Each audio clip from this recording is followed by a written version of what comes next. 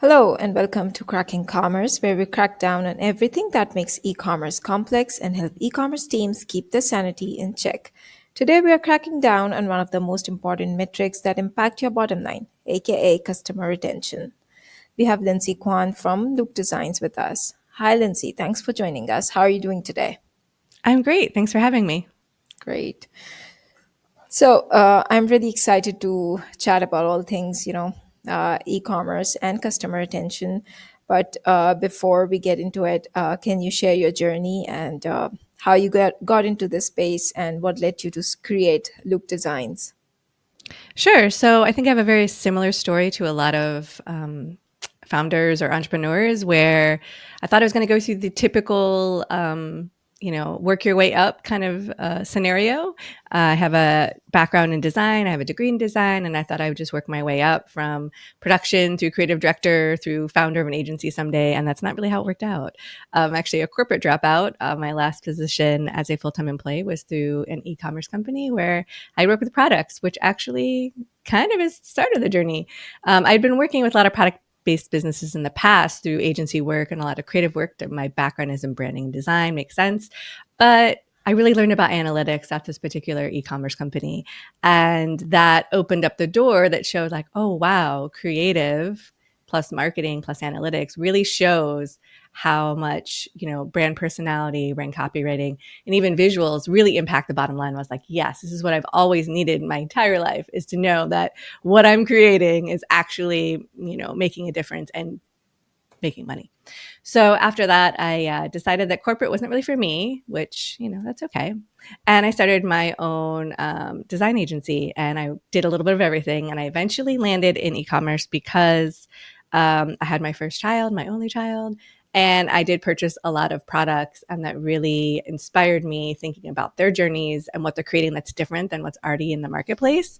And it all kind of came together. And I was like, wow, not only we all love buying products because they help our lives in all these amazing ways. But that was a really, really hard time in my life. I was traveling with a newborn and I'd never had a child before. So for me, that particular moment was like, wow, products have been in my career the entire time. And then having a child and really researching and finding brands that I wanted to support, I was like, oh, it all kind of came together at once. And now those are my only clients, are product-based businesses, no more service-based. And that's just kind of like the basic circle story of how it worked out. Mhm. Amazing. So you figured out creative plus marketing plus analytics. That's how the magic happens. That is how the magic happens. We love to Yeah. see it. Because I think in a lot of standard creative situations, which I found in agency, is that there's a lot of focus on the creative work. There's not a lot of focus on the follow up on like, hey, so did that campaign work? Yeah. And I think that was what I was really missing. So it was really great to be in an environment to see that. Yeah. Plus, there's so much, creative work. So there are creative agencies that can do really good creative, but often, there is this strategy that is missing. So the strategy is also important, and then the analytics. So all three parts are, equally important. And if you get these three right, that's how, real you see that impact on your bottom line. Absolutely. When there's that synergy. Yep. And by the way, congrats on your motherhood journey. Thanks. It is a journey. Yeah, it is. Yeah, nine. I don't know. Every year brings some. It's challenges and then some really fun stuff all wrapped up in one. I have a 10-year-old myself, plus another 16-year-old. He's all grown up now.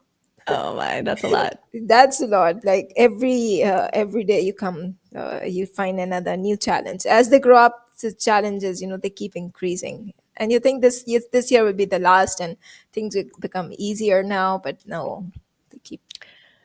Yeah. Yep. That's a roller coaster. I'm just Yeah, along for the ride, really. but it's an interesting one. Love it. So, yeah, so let's talk about retention, customer retention. So, it's one thing to get traffic to a store, but if you're not keeping those customers engaged, you're leaving money on the table. And a lot of, stats show that retention is where the money is.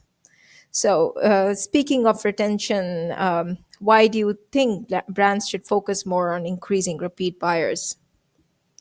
Well, it's definitely the least expensive Yeah. way to get another sale. So that would be number one. I think that for me, I'm always coming at it from like, because the brand perspective is always going to be kind of foundational for me because that's where I started. And I think that what separates just selling a product, like you can sell a product once, like you can have a lemonade stand, you can sell lemonade, right? Like you can do it once, but to have a lemonade stand that keeps the people in the neighborhood coming back, that's different, right? So I think you can sell a product once, it's a transaction, but to get someone to come back again, that means they feel something. That means there's like some tiny little connection, whatever it is. So it's kind of like the loyalty is built on, um, it's not built on logistics. It's kind of on the identity of like why you want to purchase it. So it matches with what they believe in or who they want to be. Sometimes it's aspirational. So that's how you get people to buy a product that maybe is not the least expensive, but it's the one that they want. It's kind of like that desire. So I think that, retention is really gets to the nitty gritty of why they're buying, like customer, like psychology, um, versus just like, I need to solve this problem. And I think the people that are doing more than just solving one problem once or solving the problem in a way that's better than their competitors are the ones that have the best retention. So that's how you create those like super fans, those like cult products. Like when you build the hype to sell something out that's new or a variation of what you already have, that is that's because you've built this brand. So it's more than just selling a product. I think the people again that are selling the overall brand and not just a product are the ones that are going to win with retention. Yep. And I think the most important thing is it's, this is how you become profitable. So with retention, it's so easy to sell to a repeat customer, to a loyal customer, than to a new customer. And also Absolutely. repeat customers are, found to spend more. I don't know, I don't have the stats right now, but I was looking at those, and it made so much sense that you should focus, and brands should really prioritize. But there was also one interesting thing that I found out, that only 18% of e-commerce brands prioritize retention. It's very sad, isn't it? Yep. Because that's where the money is. Yep. And I don't know why, because I think if you're looking at your analytics and you're seeing like, oh wow, it's so like they buy more. Yep. And one of the things I say all the time is like, if you do it right, they'll buy anything you create. So if you look at some of the brands, they might be into, let's say, beauty. They're making a beauty product, and all of a sudden they make something that's a little bit out of left field, but it still makes sense, and they still sell out. It's because people already bought into them. So it doesn't matter what you make, they're going to buy it. So if you have like a pair of warming socks, but you're a beauty brand, like people are still going to buy them, even though it's not makeup or it's not a beauty product. So I think if people were looking at their numbers and they saw like, oh, I make more profit when I sell to the same customer. It's easier to launch a product when I'm selling to my existing audience. I think that percentage would be higher, don't you think? Yep. Yeah. And I've noticed like there is this trend right now, and brands have started to realize how important, especially the bigger brands. So I was looking at LinkedIn, and some of the big brands have separate retention marketing teams. So they are starting to prioritize retention and focus more on retention marketing as a separate domain, so they can focus on special metrics that only the retention marketing team would focus on. So that makes sense. It does, especially with the rising cost. I mean, it goes up and down for acquisition, right? Yeah. Between ads, or if you're using a free platform and relying on algorithms, it's like it only makes sense Yep. that you would put all your effort into getting them to come back versus spending all the money to acquire. Yeah, definitely. So what is, in your opinion, a good benchmark, if we can give a benchmark of a good retention rate for e-commerce brands? And also curious if you think you know there are some industries and some product types that naturally have higher retention than others. Sure. I mean, I'm sure the data will say like 20 to 30% is where you're trying to meet. That's kind of the benchmark, but I think it does depend on your niche. It depends on the size of your business. I mean, it's kind of like if you think about it, replenishables like consumer packaged goods, beauty, those are easy for repeat purchases. One, the price point is could be lower, and you need it again, especially if you like the transformation it gave you. But like furniture, artwork, I think those are a little harder. It's like, how many couches do you need?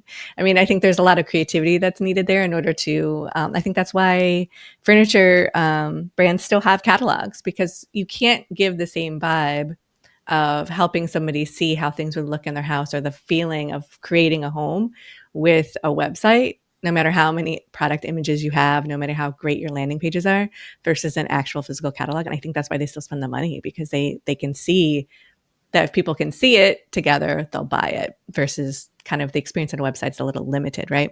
Yep. So I think retention is, again, we talked about it, it's a very much about desire. So I think building the desire is what really helps get you to that 20 to 30% of retention. I think it's definitely more than discounts and loyalty programs. I do love a good loyalty program. I'm all in on those. I sign up for all of them. But I think what brands really will find out when they're thinking about their retention rate is, how well do you really know your audience? Because if you don't know them, like, it'll start to kind of taper off, I think. So I think it's kind of like, I like to think about it like someone who's acquaintance in your life versus somebody you'd ask to travel with you, because that's a big deal. Especially, well, I mean, if you're traveling out of your state or country, that's a big deal, because you know that you're kind of in it for the long haul. You're kind of stuck. So I think that that's like kind of like a good analogy. So it really does, when you're looking at retention rates, I think it reveals a lot about your brand and kind of where you need to go next. Yeah. Yeah. Understanding your customer is so important. And I think even if you talk about, industries like furniture industry, if you really understand your customer, if you're able to create that community around your brand, you can, really benefit from a high retention and loyalty uh, rate of customers and get them to buy more from you. Yeah, that's the dream, right? They keep buying forever. Yeah. So, what are some common retention killers and retention boosters you see on e-commerce site?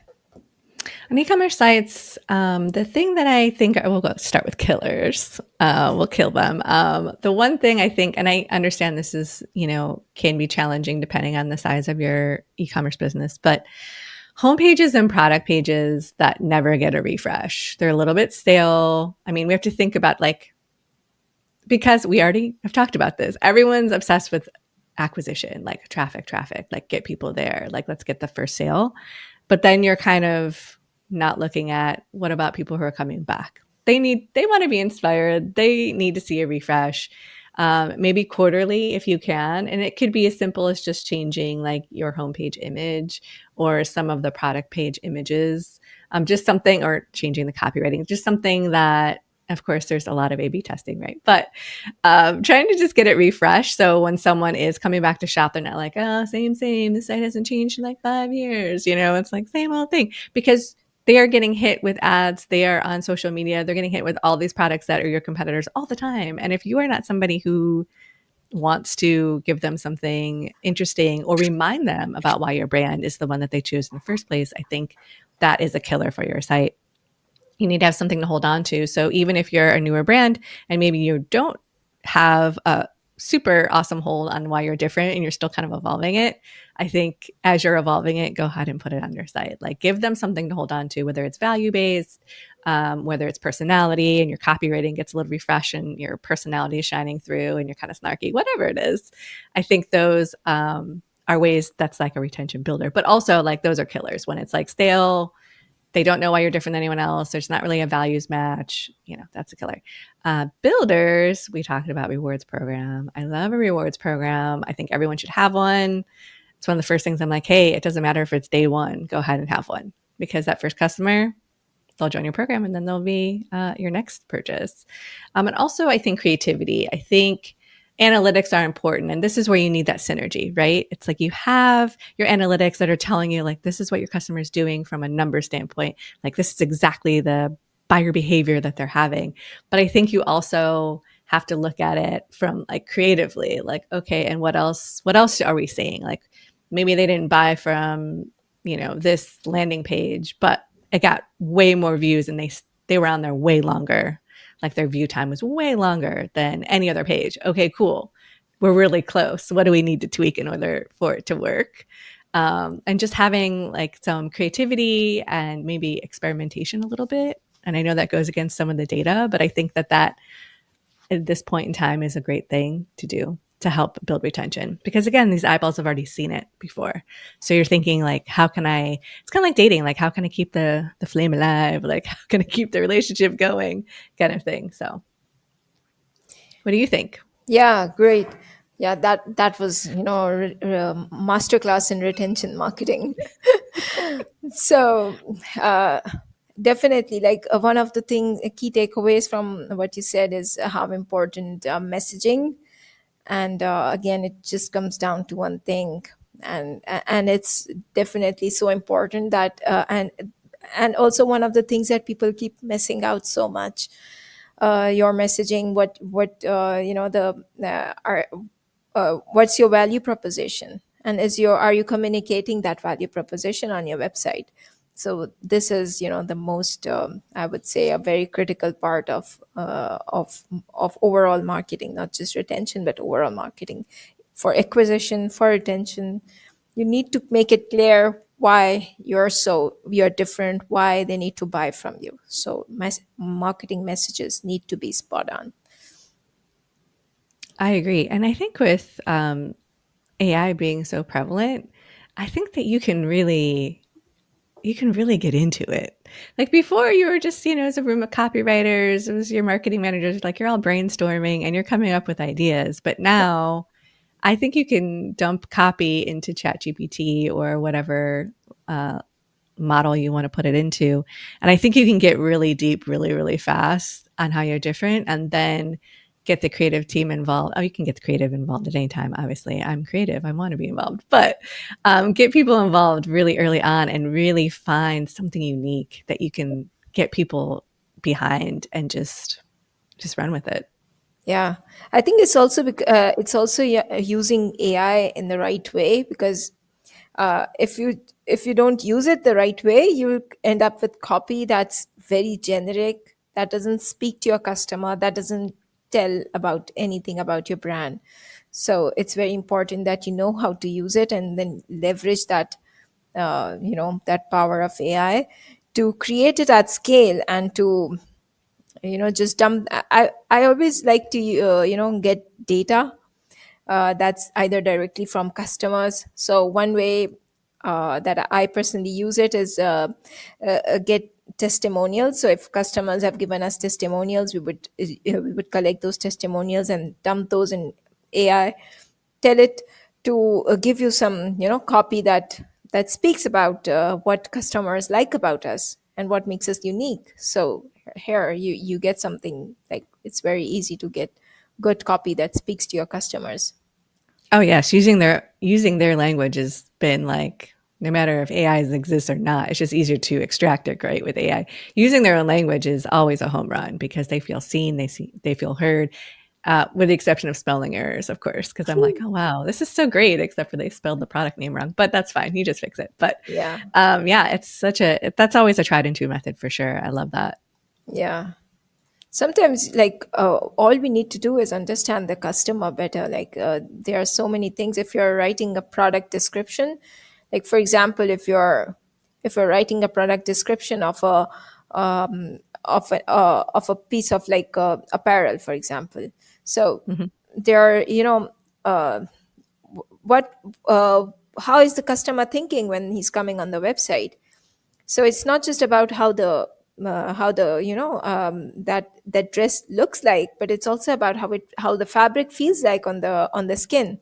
So if you get into the minds of the customer and learn about what the whole thought process is, then you can address those questions on the product page, so that you can reduce the friction. I Oh mean, yeah, you gotta answer all the questions. I think yeah, it's really annoying when you're on a hunt for the fabric content, and I'm like, just make it easy. Just say materials. I really would like to know if this is cotton or polyester. You know what I mean? I think it's answering other questions right up front so they don't have to because they'll bounce, right? Like you see yeah, bounce rates go up when you don't have a good product page. They're just like, I don't know if this they just don't want to spend the time. People have very short attention spans, so you need to answer those questions right out of the gate. I agree. I agree. And the one I think Good American was one of the first brands that I noticed mhm, did this, but having different model sizes. Now Old Navy does that too. These are both like brands that I've shopped or looked at for research, and I was like, finally, I can see what it might look like on me. Because if you can't, especially if you can't buy it in store, like yep, you have no way to try it on. Sure, you can get your measuring tape out and measure all your, your waist and your hips and whatever. But having a model that kind of sort of looks like you helps tremendously. And what a great investment for them. yep, true. So let's talk about the no modesty method that we, you mentioned earlier. So educate our listeners about that. Sure. So this is a great segue for kind of branding and copywriting. What makes you unique, right? Like, how are we going to stand out? No modesty method. I think that from what I found with my clients, they are very modest about what their brand stands for, why they developed the product, why their product is awesome.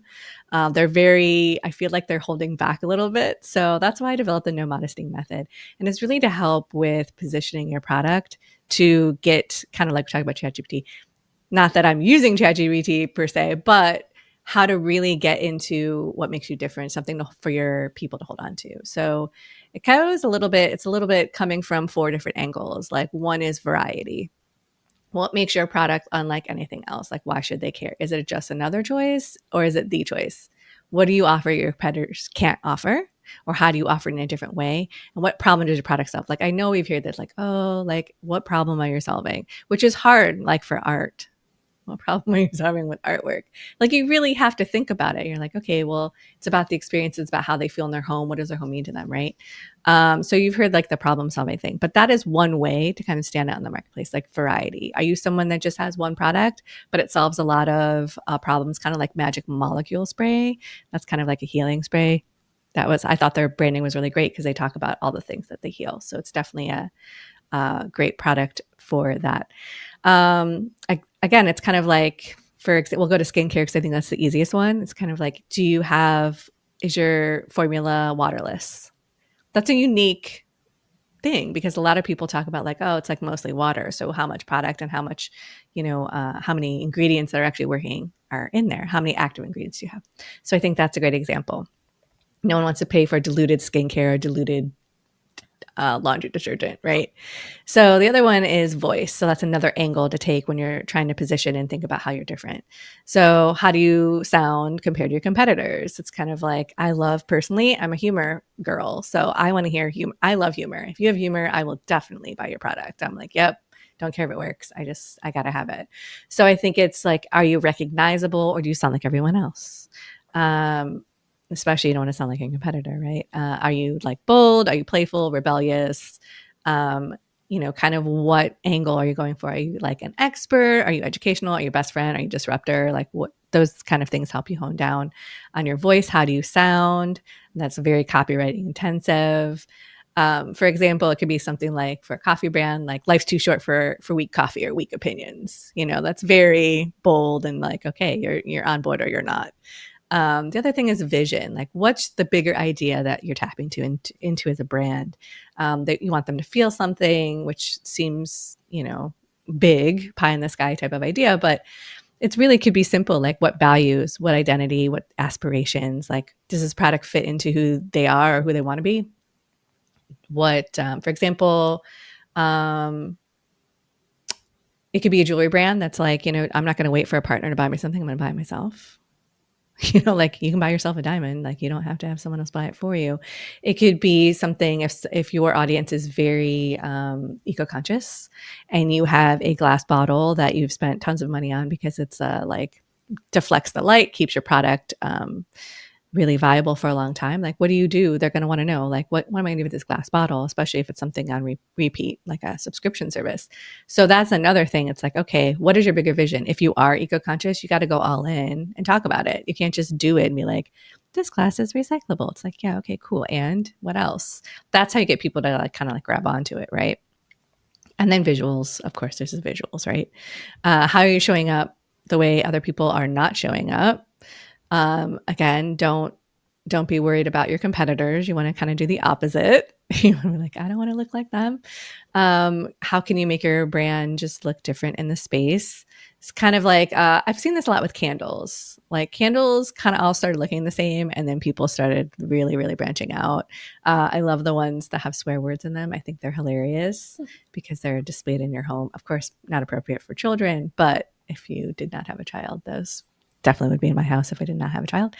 It's kind of like sleek, moody, dark packaging versus like bright and colorful. Like if you think about Bath and Body Works or something where it's like, it is what it is. It's like if it's apples, there's going to be apples on that label. You know what I mean? But you go the opposite direction and not have it all about the ingredients. So I think those are the four things that I think once you put them together, you can really find and hone in on what makes you different, which makes your copywriting better, which makes your visuals better, which really just makes your brand stronger. And that way, your competitors are trying to copy you versus you trying to copy your competitors. Amazing. So, can you like give some examples of some of your favorite websites or yeah brands that follow this framework and have. Yes, I would say Dough, Deux. It's like a cookie dough brand in a jar. Their emails, first of all, their copywriting is amazing. It is like you're all in or you're not, and it makes you laugh. And of course, I like humor. And it's not like cookie dough is new. Yep. So I love how they're really taking it in a direction that is awesome. Let me think. Another brand, again, these are going to be very humor because humor tends to stick with me, is what is it? It's a toilet paper brand like Give a Crap, No One Gives a Crap or something. Okay. I don't know why I can't remember the name of it, but I did buy the toilet paper Mhm. because their marketing was amazing. Um, that one I think is also really funny. Even like the on the tissue, they're individually wrapped. And there's little sayings, snarky mostly puns, which I'm Wow. into puns as well. So that brand is also, I think, a great example. I'm trying to think of who else is like really, um, this isn't, I'm not going to, this brand, Plant People, they do like mushroom based products, kind of like, what's the word? Like Ayurvedic, and they use mushrooms for like cognition. I don't know why I can't speak eloquently on it right now, but Plant People, I think they're making mushrooms really approachable because I know mushrooms, as far as like a supplement, have really been very popular. I think they're really doing a great job. It's like, how do you want to feel? And this is the formulation for you. And that kind of, it's a, because supplements can be kind of, for me, unapproachable, where it just feels like vitamins. And you're kind of like, how is this different from anything else? It's a gummy vitamin. Okay, everyone loves gummies. Great. But I think that brand also, Plant People, has really done a good job of just between the visuals, it doesn't have that supplement feel. It doesn't. And because, supplements, you think science because they're going to push the science. And yeah, they have some data, of course. You want to know what's in it. Is it, is Yeah. it heated at a high temperature? And now I'm not getting the quality, all those things. You can go down the rabbit hole. But that's another brand that I think is really not what I expected, but a pleasant surprise. And Hmm. yes, I have purchased from them. So I was like, yes, purchase, of course. So yeah, those are a couple brands that I can think of off the top of my head. Yeah, I can also think of one that I follow on LinkedIn, especially. So most, CPG brands, especially, they are not on LinkedIn. They're not, promoting there. But this one particularly, I don't know if you've heard of it. Cereal, it's a cereal brand called Cereal. So it's really like the kind of creatives they are putting out there. they're just so genuine. Like it's like they're not even investing so much in their copywriting and their marketing. It's just like they're being so honest and so genuine. So you can't help but laugh. And it's such a difference from what others are doing. So others are trying to really promote their product, while they're just trying to be very real. So yeah, they make themselves stand out because of that. I love it. I can't wait to check it out. I think that's how I feel about soda right now, between like the war between Poppy and Olipop. Hmm. Those are two soda brands that are kind of head to head. I Yep. definitely have a preference, um, but yeah, kind of having the probiotics and the different items in the soda, a lot less sugar. That's the only one I let my son drink. He can have half a can. Mhm. He can have half a can of this soda because he's 9, and they Yeah. get into that kind of stuff. But yeah, it's really, I love watching it kind of unfold though, because it really takes it's, I love creativity. Bring me the creativity. Mm. Like, give me something to hold on to, like make me laugh, because all those little moments of like laughter, or if it makes you, or if it moves you, you know how a lot of brands will move you, especially during Super Bowl commercials. Like if it's a, whether it's a product or a service or whatever, like if it moves you, it leaves a memory, and Yep. it reminds you of it, and that's the whole point, right? Mhm. Is to be memorable. So I think that it really works well. Yeah. So you mentioned that you found analytics, and then you found out how the synergy of creative plus analytics creates makes so much impact. So when it comes to using data driven design, which is such a buzzword, so can you can you tell what processes, tools, and strategies do you use to ensure your design recommendations are data driven? Sure. I mean, I use all the typical tools, all the typical suspects, I guess, the usual suspects. Your email service provider analytics, Shopify analytics, Google analytics, like those, you're definitely going to go there first. But then sometimes, depending on if I see something that looks a little off, or I'm like, oh, that did really well. Like I go a little bit deeper. Well, what I love about email service providers a lot of times is you can really see like the whole journey. They're like, oh, they signed up, and then they clicked, and then they bought, and then they opened this email, and then they clicked on this, and it wasn't the product that the email was about, but they still clicked around. So it's kind of following the journey, but also this is where creativity still comes back into it. It's like, for example, when I was in corporate, there wasn't anything design wise I was doing that was like groundbreaking, like I'm changing the design scene. It was all like very calculated. It's kind of like, okay, this is what they're used to. We're going to push it a little bit this way. Not push it in a way where, I mean, of course, it has to be readable. You got to know what the product's about. Like nothing scary. But a lot of times, because we had such a heavy analytics, kind of, we swayed very much toward the analytics. I got to a point where I was like, I know that's how you personally are feeling, but the data doesn't say that. I'm also not going to do anything that's going to like prevent people from buying. So I think sometimes there is a little bit of like knowing that your customers are going to need to see something different occasionally. And I think that's from the creative standpoint. It's like, it's perfect example is email. It's like when you have all these really well designed emails and they're beautiful and they're funny, or maybe they're very thought provoking. But then when you send that one that's just like plain text and you get tons of sales off of it, it's like sometimes you just need to understand human behavior and have to go based on that. Like you have to use your data, but then you have to use like marketing psychology too, and be like, hey, they need to switch up. We've been doing it this way for a while, and yes, it's working, but we need to mix it up a little. And I think that's what I do in my business. I'm like, we're going to take all the data because the data does not lie. But sometimes we also need to be like, okay, we are also human. What do we like? People are going to get bored. People need to switch up, or even just being human and what's going on in the world. It's like tariffs. Yep. I'm just like, just write the email saying, if you're going to raise prices, just do it now. Just tell them, like, hey, it's not a surprise. You guys watch the news. Like, tariffs are coming. So just tell them how you're dealing with it. Be transparent. And I think that also makes your brand human, and that makes them want to buy even more. So that's kind of how I approach it. Yeah, I love it.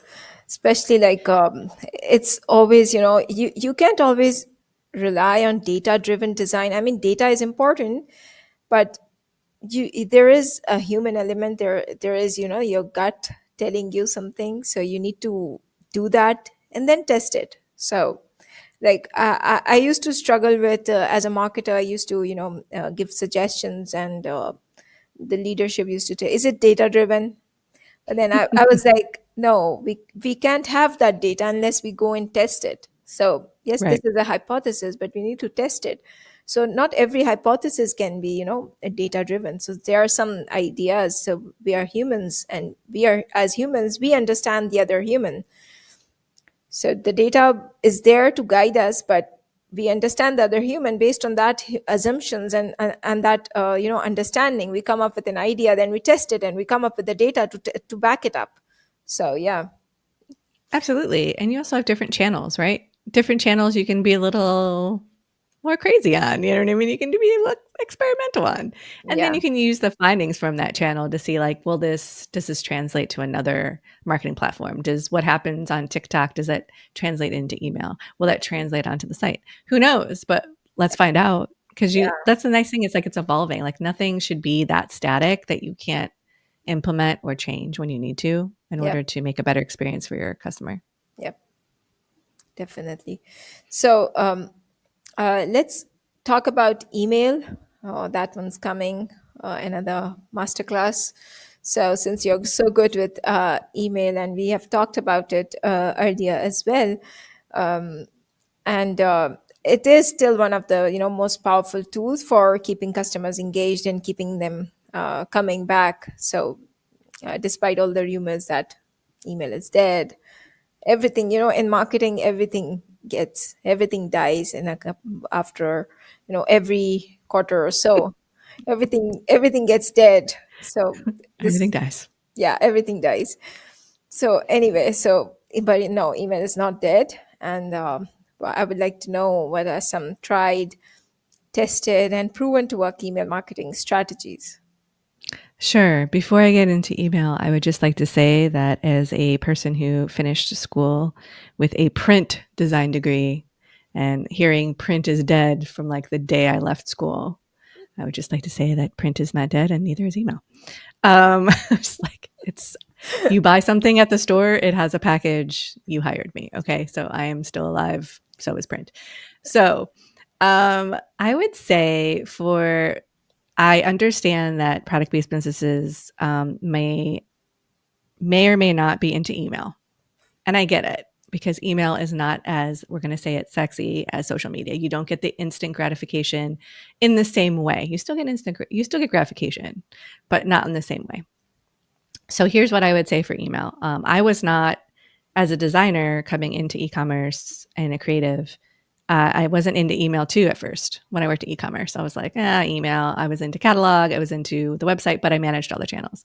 But when I saw the power of email and how easy it was to make a sale and how it was the most amazing retention tool ever, I was like, I'm in. I'm all in.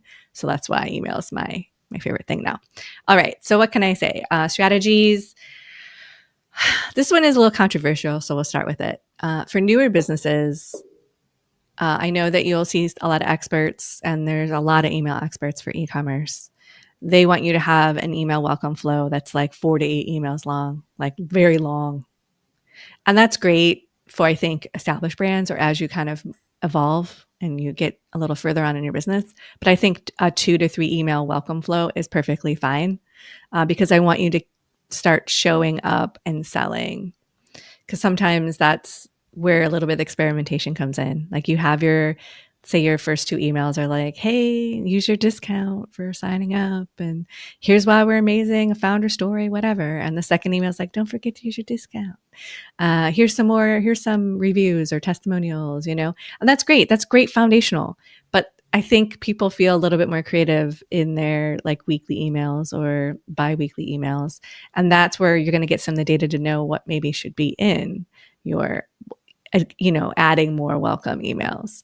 So I think I want all of them should be selling, whether it's soft selling or hard selling. But I don't think you need to worry about having like an 8 email welcome flow because a lot of times when you welcome flow, they don't get the campaign emails and you might have some juicy stuff going out that you don't want them to miss that, might end up in your welcome flow eventually. So that's my controversial take. Some people are like, you have to have an 8 email welcome. I don't agree, but maybe it's because of the businesses I've worked with. But I think if you're newer, just get a 2 to 3 email welcome flow and just get it going because you're going to revise it anyway.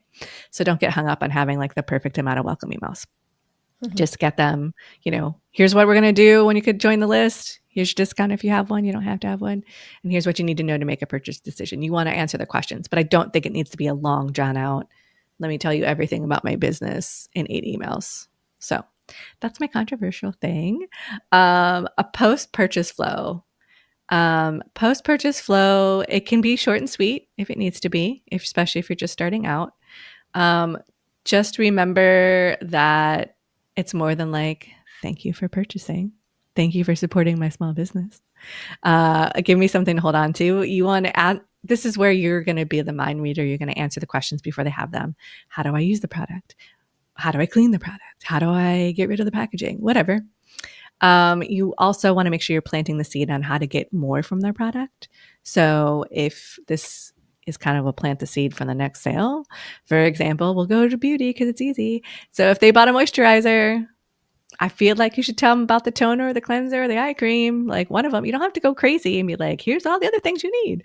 But I do think that you should plant the seed for the next purchase or a reorder. Like, hey, most customers find the moisturizer they need to replenish in 30 days. We'll be sure to remind you. Whatever it is. Post purchase, I think, is wow, what a great chance to get the next sale. Yep. Um, and then again, it shows your values too.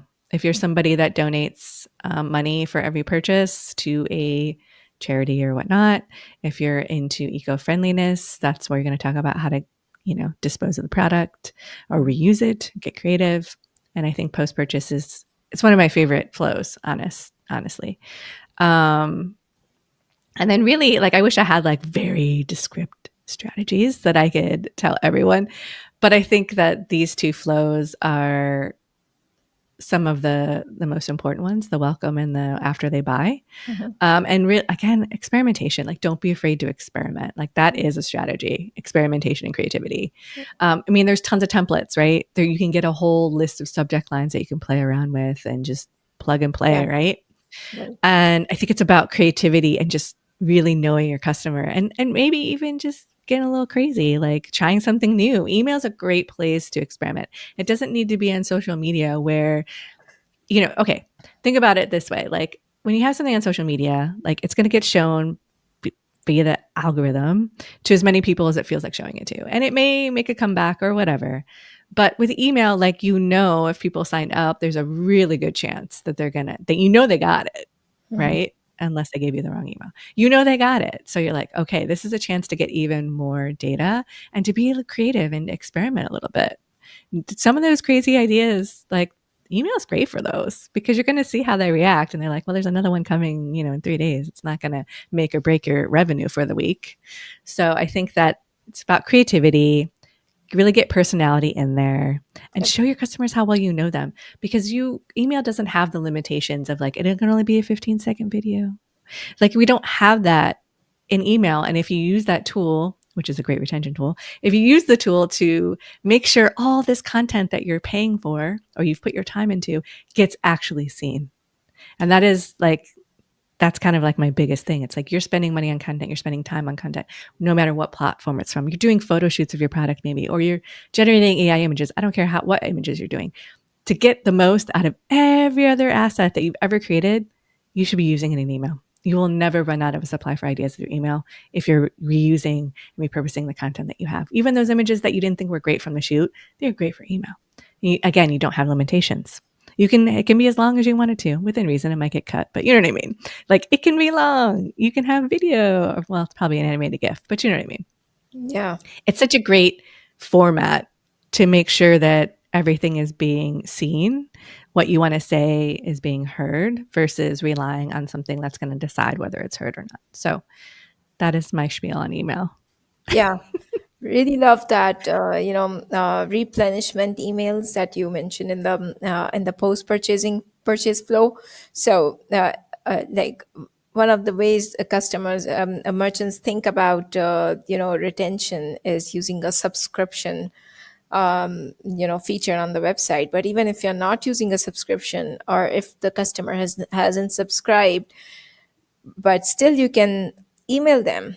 So if I bought a sunscreen, and if the brand really keeps tabs on what kind of product I've bought, and the amount of time that it will, they'll forecast, and before it will run out, so they can send me an email and get me to buy it back. So it's just as simple. uh, And it's great because then you're showing how intentional and how thoughtful you are. Even if it's automated, like they don't know it's automated, yep. it doesn't Yeah. matter. But think about like butt cream for babies. Yeah. Like, you're using it every day. Like that right there, there's more butt cream to be purchased through even if you don't have a subscription, just the reminder because you're barely surviving during that stage of life. Like Yeah. you're just barely surviving. And if someone's like, hey, it's probably time for more butt cream, like you'll be Yeah. like, yep, push the button Don't and run out. reorder. So, yep. Yeah. So, So everyone likes reminders. So if we can give timely reminders, that's I think a very low hanging fruit that brands can grab on and get more money.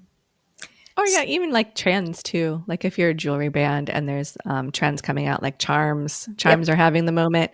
If you're somebody who has charms or are going to be launching a charm, it's kind of like, hey, we're Yeah. here. We're staying top of mind. We're staying relevant to what's trendy. Like you can. There's a lot of ways to do it, but yeah. Yeah. Definitely. So how many emails would you recommend for BFCM? The campaigns. Oh wow. I don't know. It kind of depends on the cadence you're already sending. Like you don't want to get hit with deliverability issues if you're just going hog wild, but um I usually just back into BFCM campaigns. I back in and like what did they do last year? Where's an opportunity to add a few more? I mean, the easy ones are just the non-openers. Like the whole non-open sequence is like the easiest one. But it's a hard time because people and Black Friday, Cyber Monday starts earlier every year. So I wish I had a perfect answer, but it's a lot of testing. It's a lot of testing and just every year what worked last year may not work this year, but you might have to do a couple of tweaks. Um, but it's really I feel like early Black Friday is always a winner. I haven't seen it underperform yet going earlier, and maybe it's because I work with a lot of smaller businesses and they don't want to compete for the actual Black Friday. So I think if you're smaller, getting ahead of it is the way to go because people are looking forward to Black Friday. They're in the shopping zone, but if they want to buy now, like give them the discount now. That's kind of like the human psychology of it. It's like, why make them wait? Like, Right. yes, Black Friday is a day and it could be a big thing, but how about you just, also, if you're a small business, like, can you really handle like one day with 10,000 orders, or would you rather spread them out over a week and give them early Black Friday? Because you have to have, extra people to help you get orders out, Yep. depending on if, what your back end looks like. But I would say if you're smaller, earlier is better. I would say start ramping up to Black Friday and sending more emails. So when you do send multiple a day, you don't get hit with spam or whatever. Um, and also don't forget to, this isn't about cadence because I don't have the answer for cadence, but I'm sure somebody does. I don't have it. But I will say, make sure you're getting your values and why you're different. It's kind of like you're starting like in your welcome flow. I feel like welcome flows and Black Friday, Cyber Monday have a lot of similarities, especially because people will jump in for Black Friday and they've never seen your brand before. So you have to have that mix of retention. You want your customers who love you, they want to stock up. They'll do that on Black Friday. So make sure you're having messaging for them. But people who have never tried your brand before, they might show up for Black Friday because they're like, well, at least I'm getting a discount. I don't know if I really like it. So you need those foundational, why am I different? Personality packed, values driven kind of emails, social proof, also on Black Friday. Yep. Lovely. So that were some great takeaways. Thank you for sharing these. So Awesome. before So we much fun. Yeah. Before we wrap up, what's one last advice you would give to e-commerce merchants struggling with, low profitability? I mean, I think the theme is retention. The theme is definitely retention. So they buy more often, and it costs you less and to sell to them. So I would say if you're only going to do one channel, it'd be email. I'm a little partial, but if you're only going to focus on one channel right now, it's email. And yeah, retention for sure. Like, yeah, there's no, for me, I'm like, there's no other answer. It's retention. Right. Great. So, where can people find more about you and Look Designs? Sure. I'm on LinkedIn, Lindsay Quan on LinkedIn. And I think if you like the information that we talked about today, I think signing up for Customer Obsession, which is my weekly email series where it's all about content about getting sales without algorithms, aka email and packaging. So I think those are the two places that um, have more information and kind of my vibe. Great. So, thank you, Lindsay. I think I pronounced it wrong.